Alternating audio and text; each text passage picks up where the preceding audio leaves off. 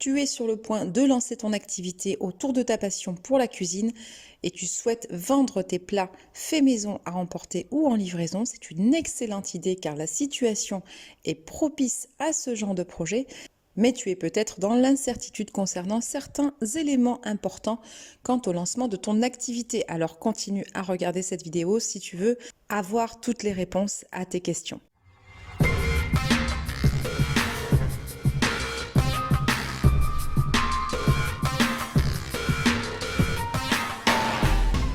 Bonjour à tous, je suis Sarah de Business Passion Cuisine. J'accompagne depuis quelques années maintenant de nombreux passionnés de cuisine dans le lancement de leur activité pour les aider à vivre de leur passion et devenir indépendants financièrement.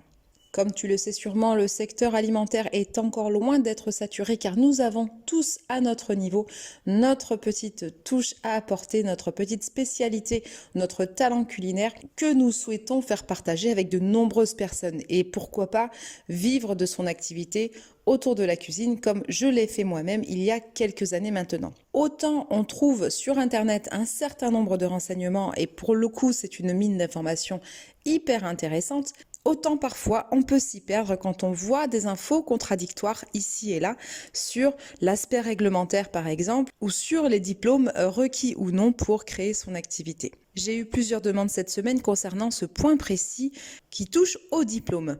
Est-ce qu'il est nécessaire donc de disposer d'un CAP cuisine pour vendre ses plats faits maison à emporter ou en livraison?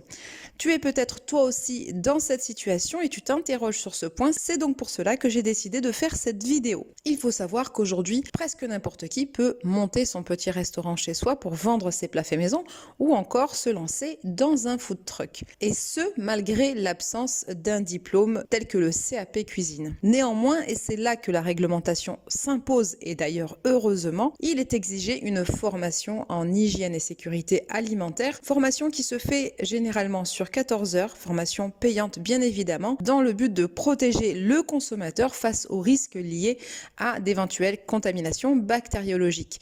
Donc cette formation est exigée pour toute personne qui souhaite se lancer dans la vente de plats faits maison. Elle permet d'assurer un minimum de connaissances en matière de manipulation des aliments, en matière de normes d'hygiène à respecter dans l'utilisation de sa cuisine personnelle. Donc ça concerne évidemment tout ce qui va être aménagement de la cuisine, ça concerne les aménagements et l'agencement des différents espaces de préparation et de cuisson ou encore de conservation. Pour plus de détails concernant ce point-là, je vous invite à visionner la vidéo qui s'affiche ci-dessus. Cette formation obligatoire donc inclut la procédure HACCP, également le paquet hygiène, de manière à ce que l'on soit capable de présenter un plan de maîtrise sanitaire en cas de contrôle d'hygiène. Cette formation hygiène et sécurité alimentaire est donc une garantie pour les institutions que nous mettons tout en œuvre pour respecter des normes d'hygiène impeccables et pouvoir fournir à nos clients des produits consommables sans aucun risque. Voilà pour la précision que je souhaitais apporter aujourd'hui sur l'obligation ou non d'un